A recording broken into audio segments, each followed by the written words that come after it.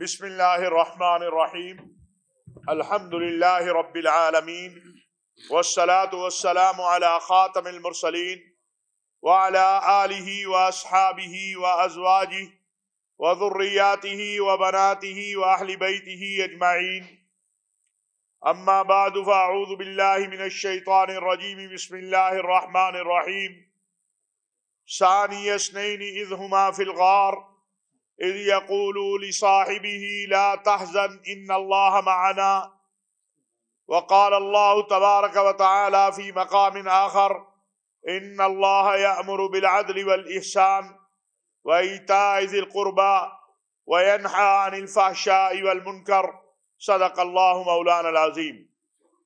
انتہائی واجب الاحترام علماء، مشائخ، میرے عزیز صحافی بھائیوں، دوستو، پاکستان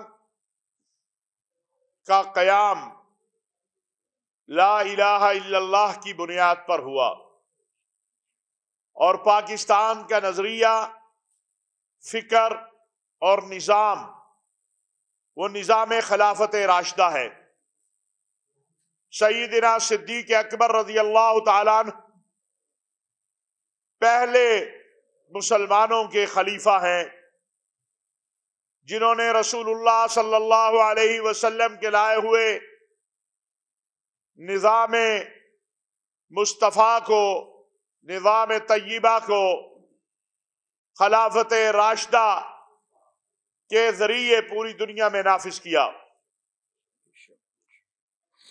اور یہ بات اللہ تبارک و تعالی نے قرآن کریم میں ارشاد فرمائی ہے کہ ان اللہ یأمر بالعدل، اللہ تمہیں انصاف کا حکم دیتا ہے۔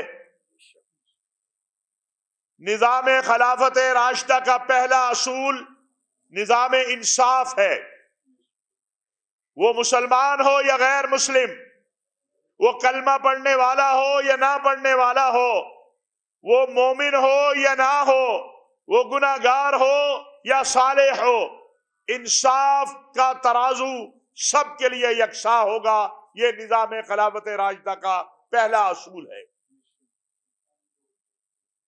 آج جب ہم یہ کہتے ہیں کہ پاکستان میں نظام خلافت راشدہ، نظام مصطفیٰ نافذ ہونا چاہیے، تو ہمارا پہلا مطالبہ یہ ہونا چاہیے اور یہ ہے کہ پاکستان میں نظام عدل کو آزاد ہونا چاہیے، انصاف والا ہونا چاہیے۔ اور دوسرا، ان اللہ یأمر بالعدل والإحسان، مسلمانوں کے خلیفۃ المسلمین نے اپنی تنخواہ بھی وہ مقرر کی جو ایک مزدور کی تنخواہ تھی، اور جب کہا گیا کہ اگر اس تنخواہ میں گزارا نہ ہوا تو فرمایا میں مزدور کی تنخواہ کو بڑھاؤں گا۔ اور جب ایک مرتبہ آپ نے اپنی اہلیہ سے کہا کہ مجھے کچھ میٹھا کھانے کو دل چاہتا ہے، تو انہوں نے کہا جو بیت المال سے اناج آتا ہے اس میں میٹھا نہیں بن سکتا، یہ خلیفۃ المسلمین ہیں۔ اور جب ایک دن انہوں نے میٹھا پیش کیا تو پوچھا کہ یہ میٹھا کہاں سے آیا؟ کہا جو بیت المال سے اناج آتا تھا اس میں سے تھوڑا بچا بچا کے میں نے آپ کے لیے میٹھا بنایا ہے۔ تو فرمایا آج کے بعد اتنا کم آیا کرے گا اناج، جو اناج اضافی ہے، اس کا مطلب ہے یہ ہے نظام خلافت راشدہ۔ کہا گیا کہ ابھی اسلام کی ابتدا ہے، آپ جو زکوٰۃ نہیں دیتے ان پر مصلحت اختیار کر لے۔ فرمایا کہ نہیں، اگر کوئی زکوٰۃ کی ایک رسی کو بھی روکے گا میں اس کے خلاف جہاد کروں گا۔ آج اگر پاکستان میں صاحب ثروت اور صاحب نصاب لوگ صرف زکوٰۃ دینا شروع کر دیں صحیح طریقے سے تو پاکستان میں کوئی بھوکا نہ سوئے۔ اور یہ حضرت عمر بن عبدالعزیز اور حضرت عمر بن خطاب رضی اللہ تعالیٰ عنہ کے دور میں ہوا کہ لوگ زکوٰۃ لے کے پھرتے تھے اور زکوٰۃ لینے والا کوئی نہیں تھا۔ پاکستان اسی اساس پہ قائم ہوا ہے اسی نظریے پہ قائم ہوا ہے جس نظریے پہ ریاست طیبہ، ریاست مدینہ طیبہ، ریاست خلافت راشدہ قائم ہوئی۔ کیا وجہ ہے کہ 76 سال گزرنے کے باوجود ہم اپنے ملک کے اندر نظام عدل ٹھیک نہ کر سکے، نظام احسان ٹھیک نہ کر سکے؟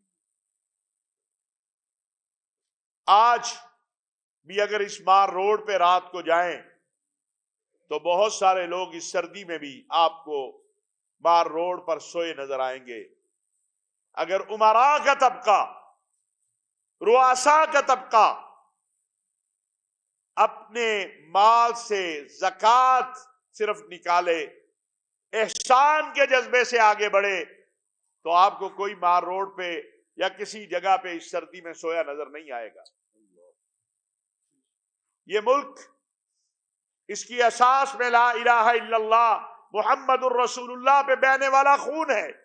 یہ ایک نظریے پہ قائم ہوا ملک ہے، لیکن حقیقت حال یہ ہے کہ وہ نظریہ، وہ سوچ، وہ تہذیب، وہ فکر ہم کہیں گم کر بیٹھے ہیں، ہمیں واپس اسی کی طرف لوٹنا ہے۔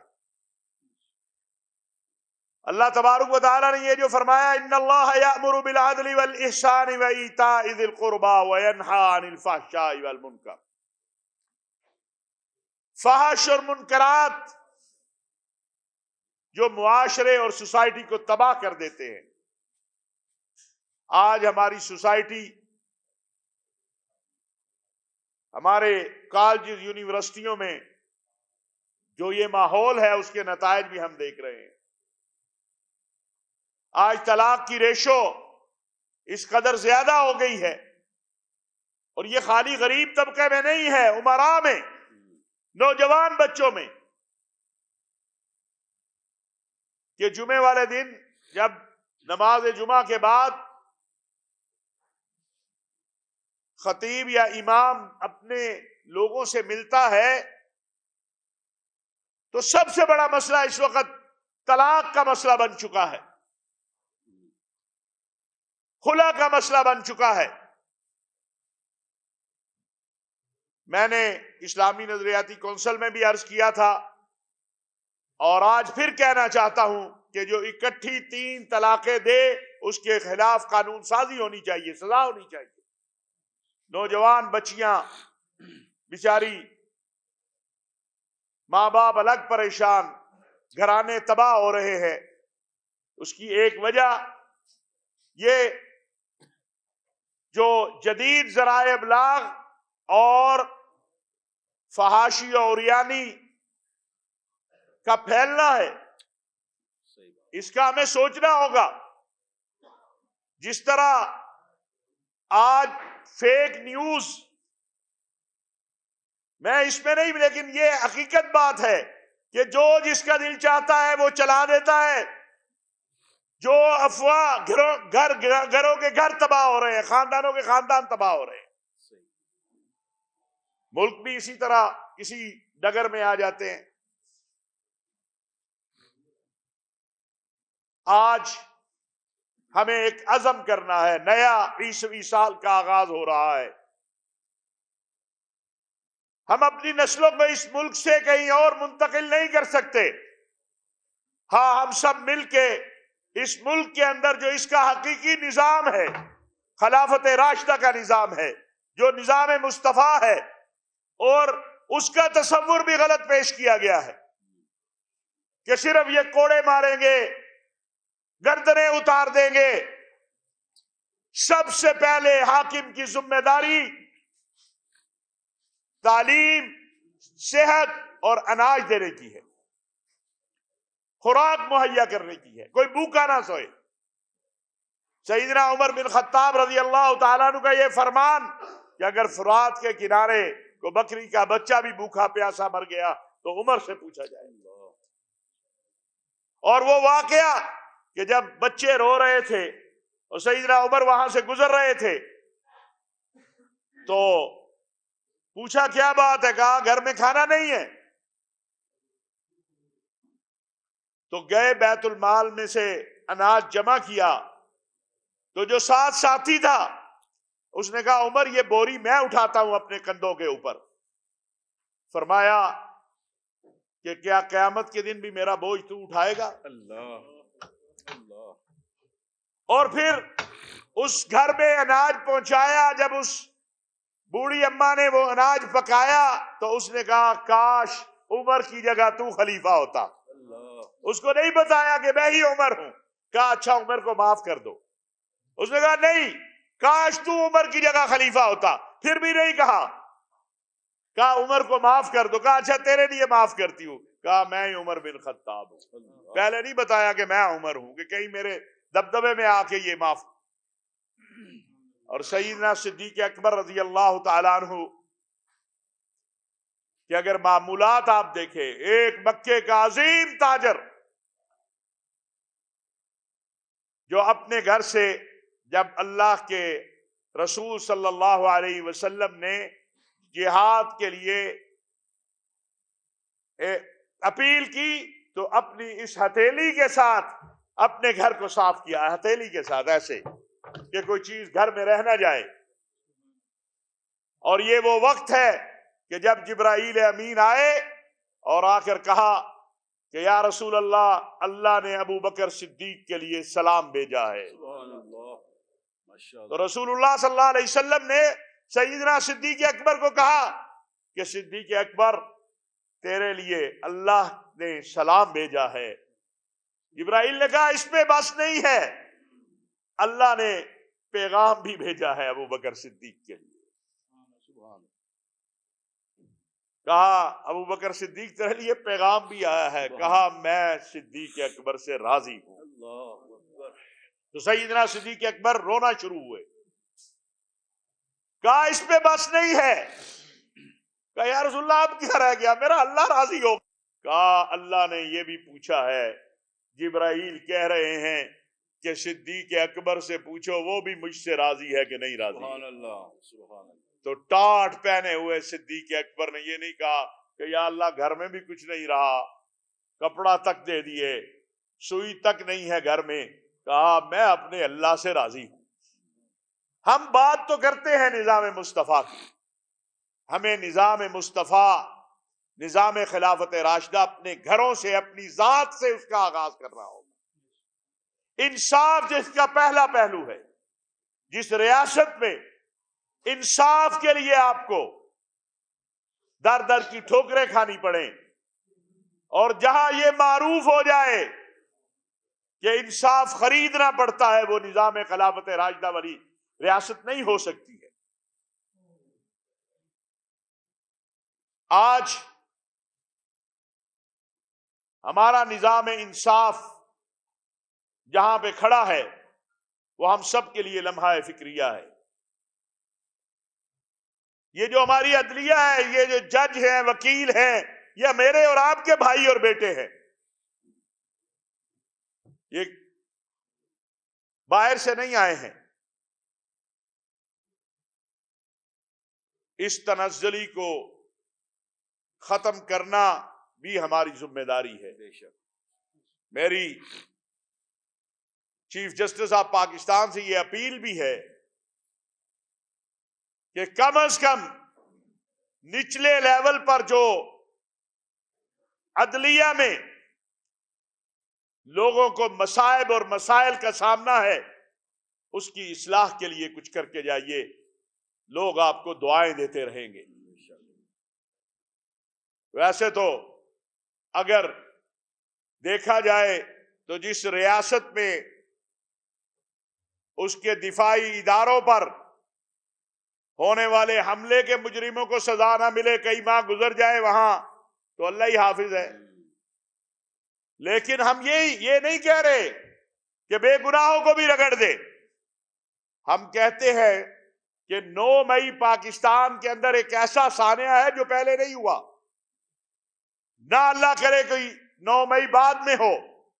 جو سامنے مجرم ہیں، جنہوں نے وہ جرم کیا ہے، ان کو سزا دینا بھی تو آپ کی ذمہ داری ہے. ان کو سزا دینا کس کی ذمہ داری ہے؟ آپ کی ذمہ داری ہے ان کو سزا دینا. آپ کہتے ہیں فوجی عدالتیں نہ بنے. اگر عدالتی نظام قائم کرتا رہے تو فوجی عدالتوں کی ضرورت نہیں ہے، لیکن اگر عدالتی نظام جو ہے وہ 9 مئی سے لے کر یہ سال کا آج آخری دن ہے اس پر خاموش رہے تو پھر یہ تو نہیں ہو سکتا ہے کہ جو وطن، قوم، ملک کی دشمنی کرے اسے آپ کھلا چھوڑ دیں۔ ہم نے ماضی میں اس کے بہت تجربے دیکھے ہیں۔ میں سمجھتا ہوں کہ اس وقت ضرورت اس بات کی ہے کہ ہم اپنے پورے نظام کی اصلاح کی طرف دیکھیں، اور اگر آپ اپنے کسان کو، آپ اپنے مزدور کو، آپ اپنے معاشرے کے نچلے طبقات کا احساس کرنا شروع کر دیں تو اس ملک سے بھوک ختم ہو جائے گی۔ اور تمام راستے جو ہیں، جیسے میں نے عرض کیا، خلافت راشدہ کا جو اصول ہے، ان اللہ یأمر بالعدل والاحسان وایتاء ذی القربى وینہی عن الفحشاء والمنکر، قریبی رشتہ داروں کا خیال کرنا۔ آج باپ بیٹے کا اور بیٹا باپ کا خیال نہیں کرتا۔ اگر آپ جمعے کے مجمع میں بچوں سے ہاتھ، نوجوانوں سے ہاتھ کھڑے کروائیں کہ کتنے بچے ہیں جو رات کو والدین کے پاؤں دبا کر سوتے ہیں، تو 100 میں سے 2 ملتے ہیں۔ حالانکہ والدین سب سے پہلے اپنی اولاد کے لیے دعا جس کی قبول ہوتی ہے وہ والدین ہیں۔ ہمارے پاس آتے ہیں، مولوی صاحب دعا کر دیں۔ میں کہتا ہوں ماں زندہ ہے؟ جی ہے۔ میں نے کہا جاؤ اس کے پاؤں دباؤ، اس کی دعا سے زیادہ طاقتور کسی کی دعا نہیں۔ باپ زندہ ہے، جاؤ اس کے پاس، اس کے پاؤں پکڑو۔ ہمارے پاس مولوی صاحب کے پاس، بابا جی کے پاس، پیر صاحب کے پاس آتے ہو، نذرانہ بھی دیتے ہو، پیسے بھی دیتے ہو، ہدیے بھی لاتے ہو، جاؤ نا اپنی ماں کی خدمت کرو جا کے، یہ اس کے پاؤں دباؤ، یہی اس کے لیے لے کے جاؤ، دیکھو پھر مسئلے حل ہوتے ہیں کہ نہیں حل ہوتے۔ یہ اور چاہے ماں کافر کی بھی ہو، یاد رکھیے گا ایک بات، باپ کافر کا بھی ہو، حتیٰ کوئی شخص مسلمان ہو جائے، کوئی شخص مسلمان ہو جائے اور اس کے ماں باپ کافر ہیں، تب بھی ان کی بے ادبی کرنے کا حق نہیں ہے۔ بے شک، تب بھی ان کی بے ادبی کرنے کا حق نہیں ہے۔ آخر میں یہ بات عرض کروں گا کہ الحمدللہ آپ نے دیکھا کہ اس سال ہماری جو مسیحی برادری کے مقدس ایام تھے، ہم نے کوشش کی کہ اس میں زیادہ سے زیادہ ان کے لیے سہولتیں پیدا ہوں، بہتری پیدا ہو۔ پورے ملک کے اندر کوئی ایسا واقعہ نہیں ہوا کہ جسے ہم کوئی ناخوشگوار کہیں، اور یہ پاکستان ہے۔ اور یہ نظام خلافت راشدہ کا ایک پہلو یہ بھی ہے، غیر مسلموں کے حقوق کا تحفظ۔ رسول اللہ صلی اللہ علیہ وسلم نے نجران کے مسیحیوں کے ساتھ جو معاہدہ کیا، اس کے اندر یہ بات بھی ہے کہ ان کی عبادت گاہوں کے ساتھ ساتھ جو عبادت گاہوں پہ آپ دیکھتے ہیں یہ چرچوں کے اوپر گھنٹیاں لگی ہوتی ہیں، ان کا تحفظ بھی دیا گیا ہے۔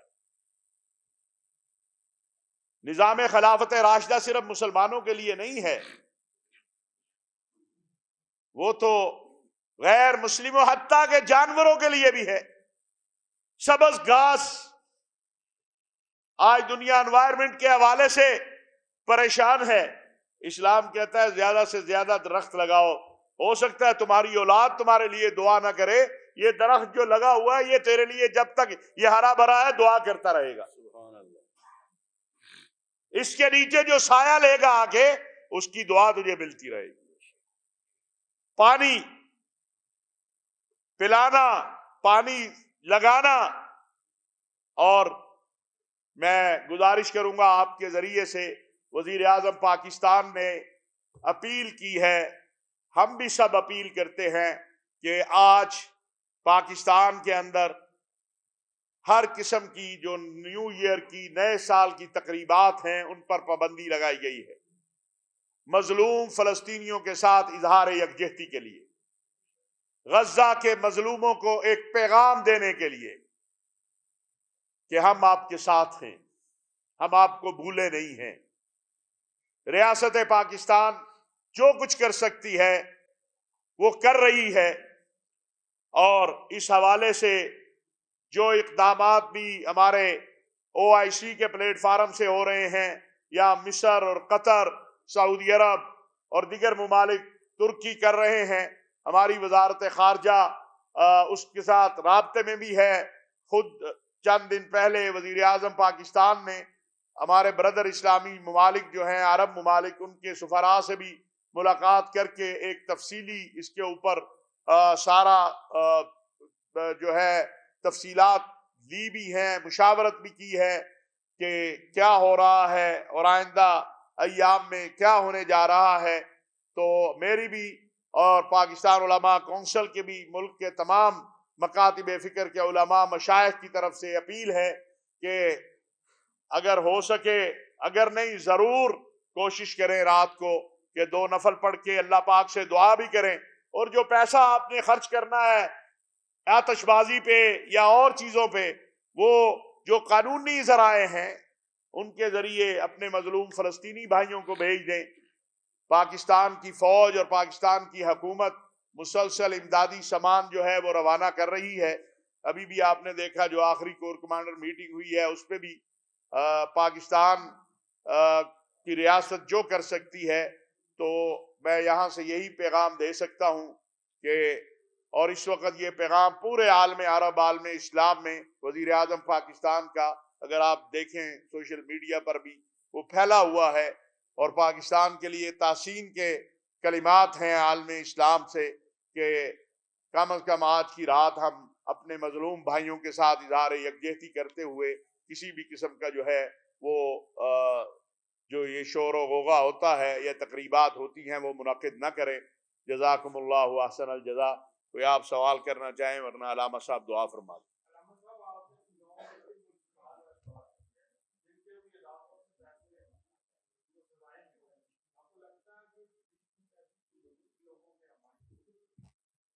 میں سمجھتا ہوں ہمیں حمایتی یا نا حمایتی کی بات ہی نہیں ہے، ہم تو اپنے نظام انصاف سے 2 باتیں کہہ رہے ہیں کہ جو مجرم ہے اسے سزا دیں۔ مئی سے اب تک کتنے ماہ گزر گئے، جدید ٹیکنالوجی ہے، آپ کا یہ کیمرہ ہر چیز دکھاتا ہے، جو بے گناہ ہے اسے رہا کریں۔ یہ بتاتا ہے کہ اگر آپ 9 مئی کے مجرمین کو بھی سزا نہیں دے پا رہے تو پھر اللہ ہی حافظ ہے نا، پھر اللہ ہی حافظ ہے اصل میں تو۔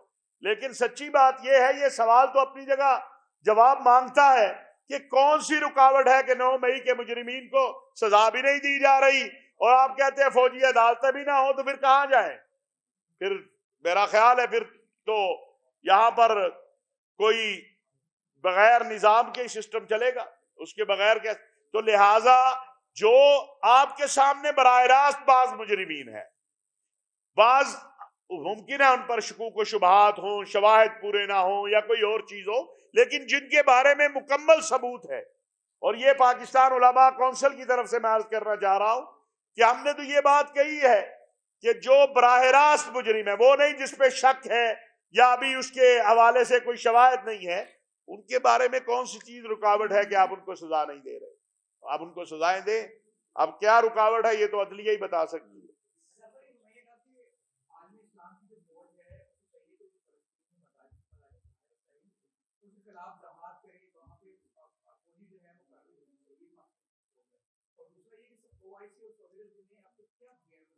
جی، پہلی بات تو یہ ہے عالم اسلام کی ابھی کوئی فوج ہے نہیں، اگر کوئی عالم اسلام کی فوج ہو تو اسے ضرور وہاں جانا چاہیے، اللہ کرے کو بن جائے، دعا کریں آپ۔ دوسرا، OIC کے پلیٹ فارم سے اب تک ایک تو OIC نے کمیٹی بنائی تھی وزراء خارجہ کی جو پوری دنیا میں گئی ہے، اور اس میں آپ نے دیکھا اس کے نتیجے میں پہلی بار ہوا کہ سلامتی کونسل سے لے کر ہر فورم پر امریکہ اور اسرائیل رہ گئے، باقی دوسرے ممالک جو ہیں وہ سب نے فلسطین کے معاملے پر جنگ بندی کی بھی حمایت کی اور امداد کی بھی حمایت کی، اور جو ایک OIC کا موقف ہے سن 2004 سے اور عرب لیگ کا موقف ہے سن 2002 سے کہ 2 جو ہے ریاستی حل، یہ پاکستان کا موقف نہیں ہے، یہ تو OIC کا موقف ہے، پاکستان ایک ممبر ہے OIC کا، تو اس کے اوپر تقریباً کنسنسس دنیا کا ہوا ہے، اقوام متحدہ کا بھی۔ اس کے بعد امدادی سلسلہ ہے، اور اب امید کی جا رہی ہے کہ مصر کے ذریعے اور قطر کے ذریعے کچھ مذاکرات ایسے ہو رہے ہیں جن کی تفصیلات ابھی شیئر کرنا مناسب نہیں ہے، کہ جو انشاءاللہ مستقل جنگ بندی کی طرف جائیں گے۔ پاکستان نے جو کچھ کیا وہ میں نے آپ کو عرض کر دیا ہے کہ ہمارے، یہ بھی میں علم میں لانا چاہتا ہوں کہ جب ہمارے سپہ سالار گئے تھے، ابھی وزیر اعظم صاحب نے اس دن جو سفراء سے ملاقات کی اس میں بتایا کہ جو امریکہ کا دورہ ابھی کیا سپہ سالار جنرل حافظ سید عاصم منیر صاحب نے، اس میں بڑا واضح انداز میں امریکن قیادت کو بھی یہ بتایا گیا کہ یہ جو کچھ غزہ میں ہو رہا ہے اس کے نقصانات پوری دنیا کو ہوں گے، یہ فی الفور بند ہونا چاہیے، کیونکہ عالم اسلام کے اور عام آدمی کے، یعنی مسلمان ملکوں سے اگر دیکھیں تو زیادہ بڑے مظاہرے لندن میں اور فرانس میں اور امریکہ میں ہو رہے ہیں۔ تو یہ جو چیز ہے اس کی طرف ہم مسلسل جو ہمارا موقف ہے توجہ بھی دلا رہے ہیں، کوشش بھی کر رہے ہیں۔ آپ سے پہلے انہوں نے ہاتھ کیا، اگر ان کو سن لیں پھر آپ۔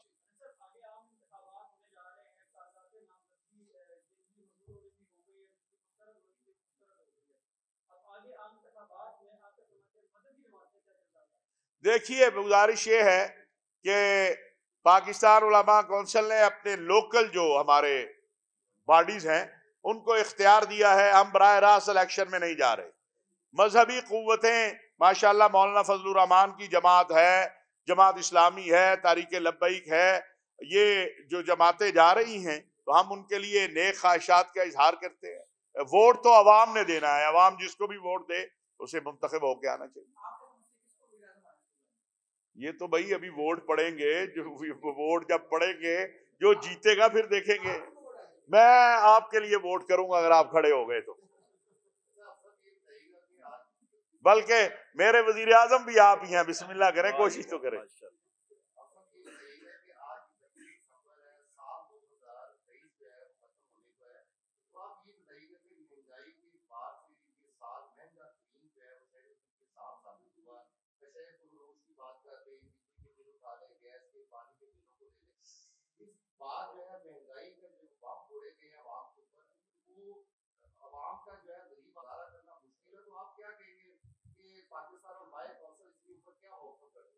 دیکھیے ہم تو بھائی روز آپ سے بات کرتے ہیں، مہنگائی کو کون اچھا کہہ سکتا ہے، لیکن ایک اچھا کام ہوا ہے جو میں سمجھتا ہوں آئندہ سال میں یہ جو ہماری بنی ہے سہولت کار کونسل SIFC، اس کے نتیجے میں آپ کو ایک گرین پاکستان کا جو انیشیٹو ہے، تو میں سمجھتا ہوں ذریعے اعتبار سے جو چیزیں ہیں اس میں ہمیں بہتری نظر آئے گی۔ ہم یہ کہہ سکتے ہیں ہمارے اینڈ پہ کہ حج 1,00,000 روپیہ سستا ہوا ہے۔ یہ جو ڈالر نیچے آیا اور اس پہ chief of the army staff نے جب بزنس مینوں نے ان سے کراچی میں کہا، اس کے بعد ایکشن لیا، تو حج جو ہے وہ 1,00,000 روپیہ سستا ہوا ہے۔ اور یہ بھی ہوا ہے، ایک پراپوگنڈا بڑا چلایا گیا کہ جی وہ تو اس بار ریگولر اسکیم بھی پوری نہیں ہو رہی۔ 5,000 سے زیادہ درخواستیں آئی ہیں ریگولر اسکیم میں، یعنی جو کوٹا تھا اس سے زیادہ حج سستا ہوا ہے، اور بھی انشاءاللہ سستا کرنے کی کوشش کی جا رہی ہے۔ تو امید ہے کہ 2024 میں یہ جو ہماری SIFC بنی ہے، اس کی کوششوں کے نتیجے میں جو زراعت سے منسلک چیزیں ہیں پاکستان میں، باقی بھی جو چیزیں ہیں، گرین پاکستان کا یہ انیشیٹو ہے، اس میں گندم ہے، چینی ہے، چاول ہے، اس میں جو ہے وہ کمی ہوگی اس کی قیمتوں میں اور بہتری آئے گی انشاءاللہ۔